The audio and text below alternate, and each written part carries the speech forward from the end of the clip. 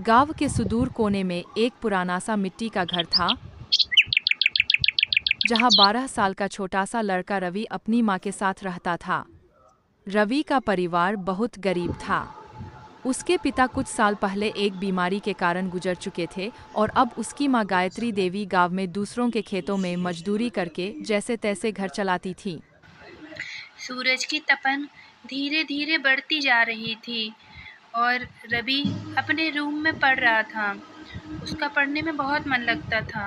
वह गांव के एक स्कूल में जाता था क्योंकि उसके पास पढ़ाई के लिए उतना पैसा नहीं था। एक बार रवि अपनी माँ के साथ रसोई घर में बैठा था और माँ से बोला, माँ कितनी गर्मी हो रही है। मैं जब पढ़ाई करता हूँ तो मुझे बहुत गर्मी लगती है।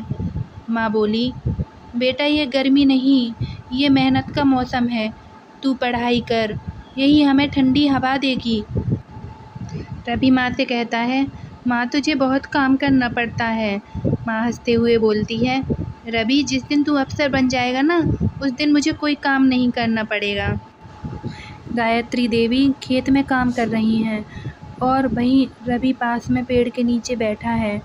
वह सोचता है, माँ हर दिन धूप में जलती है, कुछ तो करना होगा। मैं इस तरह माँ को नहीं देख सकता। तभी रवि एक बर्फ़ वाले के पास जाता है और उससे कहता है, भैया आधा किलो बर्फ़ देना, सबसे ठंडी वाली। बर्फ़ वाला बोलता है, क्या करेगा इतनी बर्फ़ लेकर, पिघल जाएगी रास्ते में। रवि कहता है, नींबू पानी बेचूंगा, गर्मी में लोगों की प्यास बुझाऊंगा मैं। बर्फ़ वाला रवि को एक मटका और बर्फ़ देता है और कहता है, अच्छा रवि व्यापारी बनेगा। मटका और बर्फ़ लेकर रवि वहाँ से चला जाता है और अगले दिन रवि अपने नींबू पानी का ठेला लगाता है और ज़ोर ज़ोर से आवाज़ लगाने लगता है, नींबू पानी ले लो, नींबू पानी ले लो। तभी गांव वाले आपस में बात करते हैं, अरे देखो रवि नींबू पानी बेच रहा है, अब अफसर नहीं बनेगा, ठेले वाला बनेगा क्या। तभी रवि कहता है, प्यास तो सबको लगती है ना काका, तो पिए और मुझे आशीर्वाद दें और दुआएं दें कि मेरा ये धंधा अच्छे से चले, ताकि मैं अपनी माँ का थोड़ा सा भी बोझ कम कर सकूं। तभी गांव वाले रवि के पास आते हैं और कहते हैं, मुझे भी नींबू पानी पिलाना रवि। जैसे ही वो रवि का नींबू पानी पीते हैं तो आपस में बात करते हैं, अरे वाह बहुत बढ़िया स्वाद है, गर्मी में तो अमृत है ये। शाम को रवि अपने नींबू पानी के ठेले को बंद करके अपने घर जाता है और सोचता जाता है कि आज मैं माँ को अपनी पहली कमाई दिखाऊंगा कि मैंने क्या कमाया है। और जैसे ही रवि अपने घर पहुंचता है और बैठता है, तभी उसकी माँ उसके पास आती है और रवि माँ से कहता है, माँ देखो मैंने आज क्या कमाया है, आज मैंने पैसे कमाए हैं। माँ देखती है और कुछ देर तो चुप रहती है, कुछ भी नहीं बोल पाती। फिर रवि से कहती है, अरे पगली तू अभी से कमाने लगा, इतनी मेहनत करने लगा तू। और माँ की आंखों से आंसू आने लगते हैं। माँ भावुक हो जाती है। रवि पढ़ाई में तो बहुत होशियार था, इसलिए उसका अपने पूरे स्कूल में प्रथम स्थान आता है और उसे प्राइज़ भी मिलता है।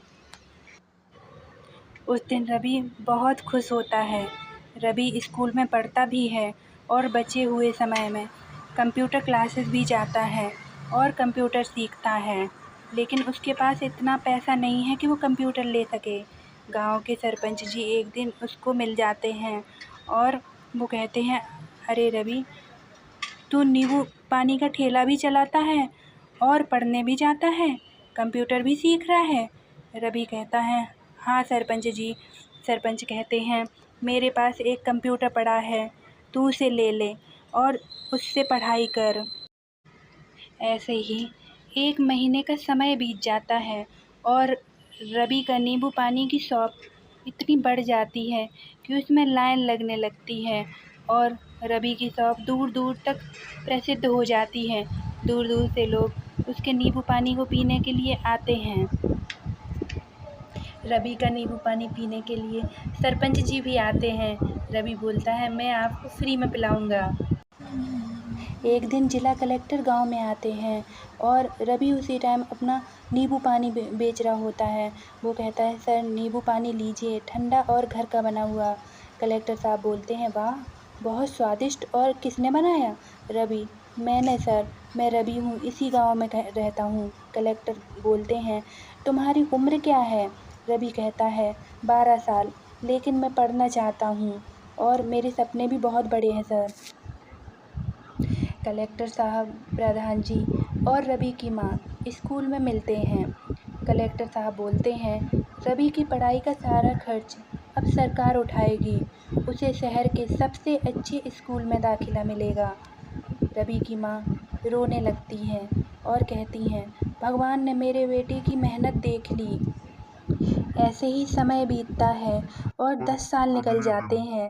10 साल के बाद रवि शहर से पढ़ाई करके घर आता है और अब रवि एक बहुत बड़ा व्यापारी बन चुका है और गांव में मंच से भाषण दे रहा है।